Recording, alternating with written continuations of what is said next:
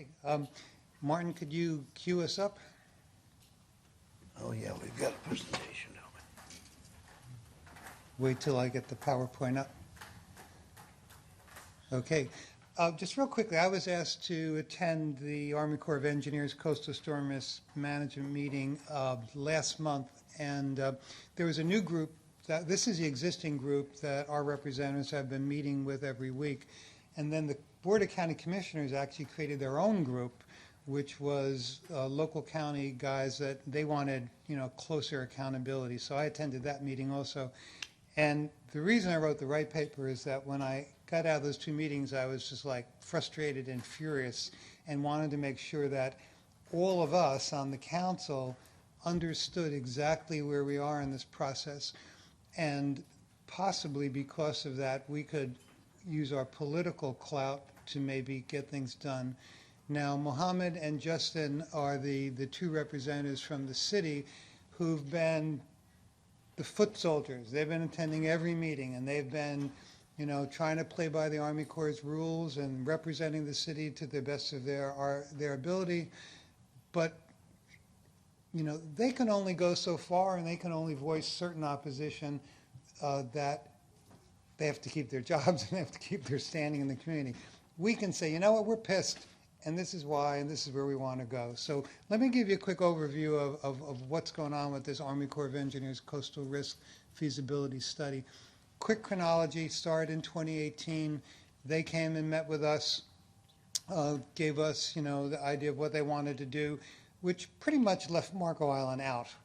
And we gave them feedback, and for the most part, the feedback has been ignored from my perspective. But anyway, in 2021, the study ran out of time, and it ran out of time and money, and it was paused.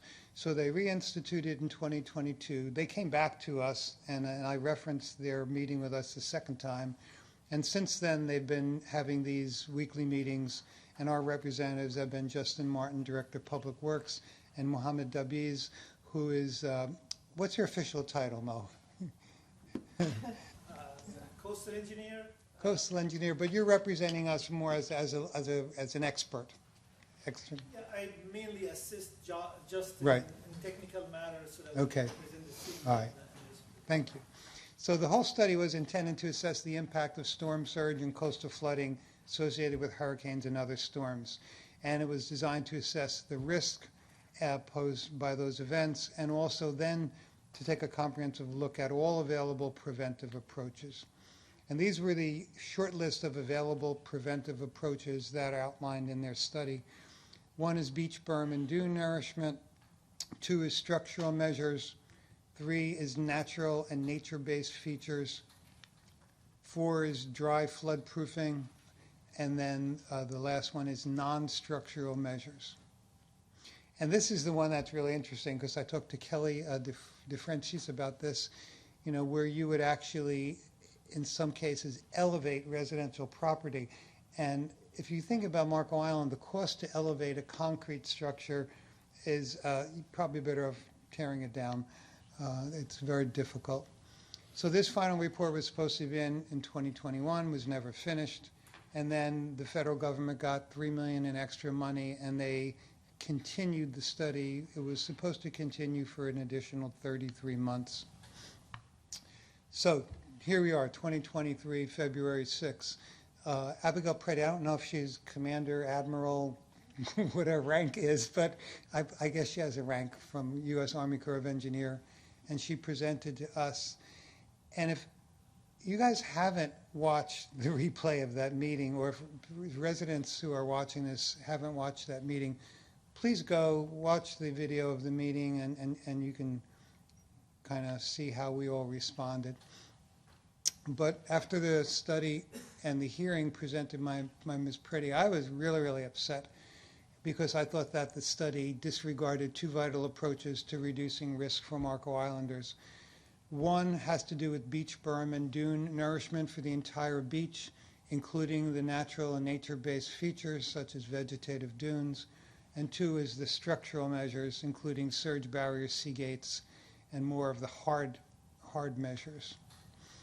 Now, after that meeting when I spoke, the sense I get is that my fellow councilors really echoed pretty strong sentiments themselves. You know, and Councilor Rolla talked about successful use of sea gates for decades in an area that he was familiar with. Councilor Brecknitz was really disgusted at the omission of beach berm and dune replenishment for the entire beachfront. And what's amazing was that the Army Corps of Engineers actually wanted to cut their recommendations off for dune replenishment at the end of at the end of the beach, like where Tiger Tail Beach starts, completely eliminating Tiger Tail Beach and Hideaway Beach. And to do that, you're saying, okay, well, we'll work on the lower 2/3 of the beach, but then we'll stop and essentially let the water flow over into our very valuable park and some of the most expensive real estate on the island. So prior to signing off, she was asked by Chair Foley whether she would incorporate the feedback and suggestions she received from us for the new study moving forward. And this is a quote from her: "Yes, sir, yay. We want to take another look at the range of alternatives in the plan. We want to do that reformulation, and we want you all to be involved to make sure that your concerns are taken seriously." Now, based on my attendance of those two meetings and listening to the Army Corps and reading the report, I don't think they've taken our concerns seriously. And in fact, I think just the opposite has happened. That the two most important measures identified by this City Council in 2020 and again reiterated on 2/6/2023 as critical to helping Marco Island not only have been ignored, but they've been eliminated by the Army Corps of Engineers. And that meeting I went to that the Board of County Commissioners set up, they show an overhead of these structural measures that were being considered, literally with strikes through all of the things that would have affected Marco Island. So they've literally been stricken from the Army Corps. So when they started talking again in 2023, they gathered information using three forums: charrettes, virtual meetings, and weekly group meetings. And I went to a charrette and I went to a weekly group meeting. And it seemed to me, and again, this is my personal interpretation, I just want to share with you, and I'm not speaking for either Justin or Mo, it really seemed that Marco Island's needs were clearly being overshadowed by the needs of Naples and unincorporated Collier County. That most of the voices in the room and online that I was hearing were against the very things that we are requesting, specifically the structural hardening. And it seemed like the two big issues that the Army Corps was spending a lot of time on were environmental compliance and environmental justice communities. And both of those things were really, I think, the focus of their efforts, more so than what's going on Marco Island and how to protect our valuable real estate. One of the things that they mentioned, let me go back, regarding environmental compliance has to do with this Coastal Barriers Resources Act of 1982, and that's continually brought up in the meetings and in the charrettes. And it prohibits federal funding for building and development in undeveloped portions of designated coastal barriers, including the Great Lakes and otherwise protected areas. So pretty much what they're saying is that we don't want to support building up beaches when they're going to then lead to development. And for the life of me, and I've talked to our two representatives who have spent hours and hours and hours trying to talk to the Army Corps and saying that by protecting our entire beach, we're not building up anything. It's already built up. It's already developed. Hideaway Beach has been developed for 20 years, and the Tiger Tail Park has been a park for 20 years. So by eliminating that section of our beach in your planning because you think it's going to result in development, it's crazy. And I don't know if they don't want to hear that, or I don't understand why they don't understand that. Okay, so that's kind of redundant. They removed literally those two things that concern us. Now, the other thing that they're saying, and this is the Army Corps of Engineers, they're saying that time, financial constraints, and lack of public sentiment were the three main reasons for removing those items for consideration. Time, financial constraints, and lack of public sentiment. Well, there sure as heck wasn't lack of public sentiment from Marco Islanders who spoke. You know, the lack of public sentiment for doing hard structures and full beach replenishment come mostly from people in Naples and unincorporated Collier. They don't come from our representatives or from folks from Marco Island, for the most part, who spoke up. Okay. So I guess part of my frustration is I think the reason that they ran out of time and financial constraints is because they spent a hell of a lot of time on issues that don't involve us, mostly environmental compliance and environmental justice communities, of which we don't have one on Marco Island.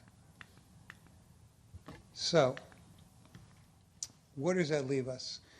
Well, I think right now we cannot expect our representatives who are city employees and who need to have a little restraint when dealing with the Army Corps to speak out strongly against being eliminated, you know, having the things that we need being eliminated from the discussion. You know, if there's going to be a 65-35 cost share that's going to be shared by the entire Collier County, including us, and we're not getting our needs met, I don't think we should contribute anything, to be honest with you. So what I would like to see is the City Council to reach out to the BCC, to our representatives Rommel, Pasadomo, to Governor DeSantis, and our U.S. congressmen and U.S. senators, and express our dissatisfaction with the direction the Army Corps is taking, and that our elected representatives urge the Army Corps to reconsider what they want to do for Marco. That's all I have to say. And we have our representatives here. If you have any technical questions, they would be the folks to answer, because I'm not a coastal engineer.